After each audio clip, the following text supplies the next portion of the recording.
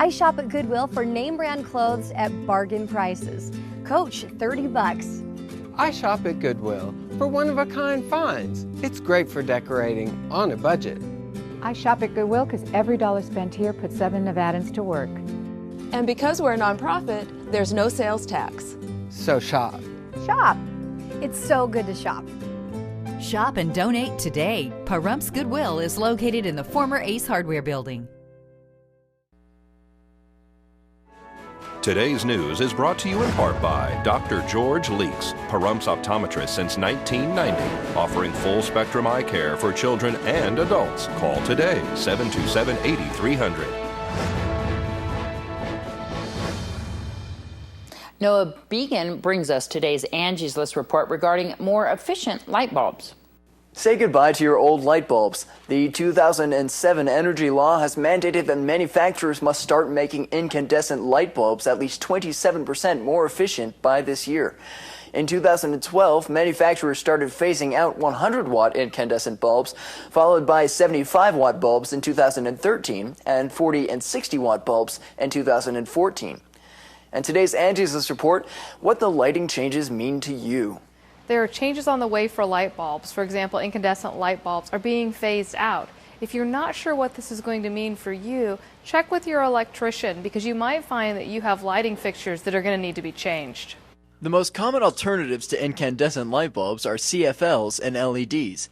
CFLs only need 1/5 to 1/3 the electricity of incandescent to produce the same amount of light and last about 10 times as long.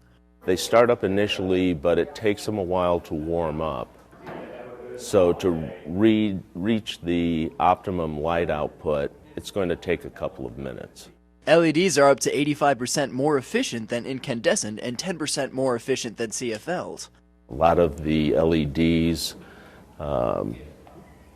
require a special type of dimmer, and people who are replacing incandescent bulbs with LED bulbs have to be cognizant of the requirements of maybe replacing that dimmer with a specialty dimmer that works in conjunction with the LEDs.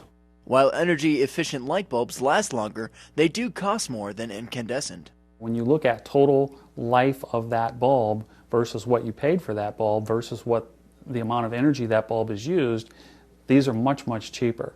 So the trade-off there is if you want to keep your old incandescent light bulbs, you're going to pay more, you're going to change them out more, and they're going to create more heat in your home as well. Lighting is one of the top energy users in the home, so when shopping for light bulbs, check how much energy the bulb uses, because that will have an impact on your electric bill. Look at the mission of the light bulb. What are you using it for? If you're just trying to get just general light out of it, then I would go with the bulb that uses the least amount of energy.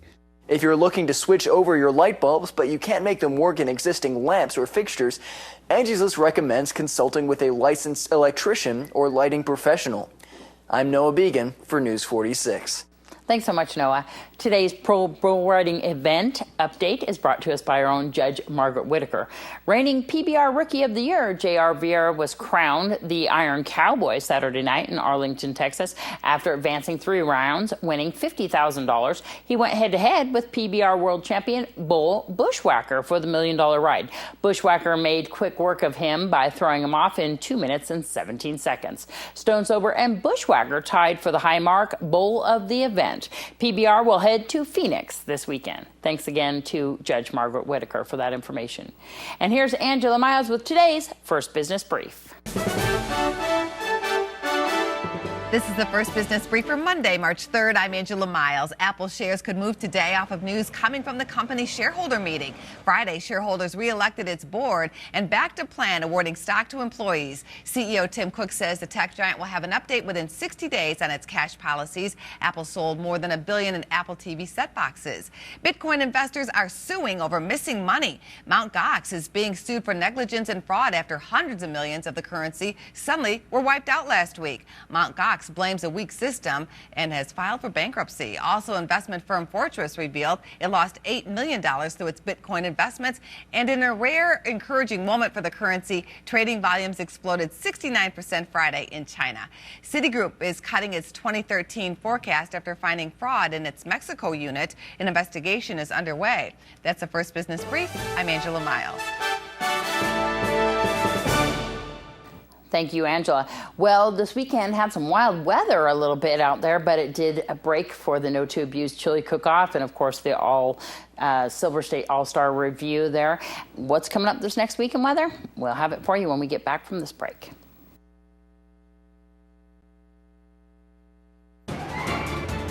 News 46 weather is brought to you by your local dairy farmers.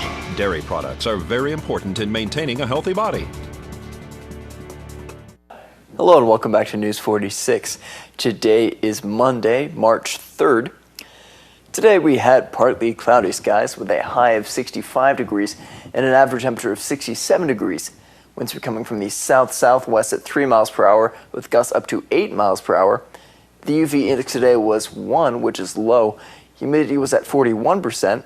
Sunrise is at 6:11 a.m. and the record high in 1972 was 85 degrees. Tonight we'll have cloudy skies with a low of 45 degrees. Your average temperature around this time of year is 47 degrees. Winds will be coming from the east-northeast at 12 miles per hour with gusts up to 4 miles per hour. Humidity will be at 55%. Sunset will be at 5:41 p.m. and the record low in 1971 was 23 degrees. Tomorrow we'll have partly cloudy skies with a high of 71 degrees and a low of 47 degrees. Winds will be coming from the north at 5 miles per hour with gusts up to 8 miles per hour. Humidity will be at 40%. Sunrise will be at 6:10 a.m. and the UV index will be 4, which is moderate. As we're looking into this week, we'll have a mostly sunny, cloudy week. Your high temperatures will be ranging from the low to high 70s, and your low temperatures will be ranging from the low 40s to the low 50s. I'm Noah Began for your weather. Back to you at the desk. Thanks so much, Noah. Well, that's going to do it for this edition of News 46. From everyone up here on the Hill, including Patrick, Carrie, Darby, Noah, and Tiffany out there in the back, we're going to wish you a wonderful evening. We'll see you back here tomorrow night.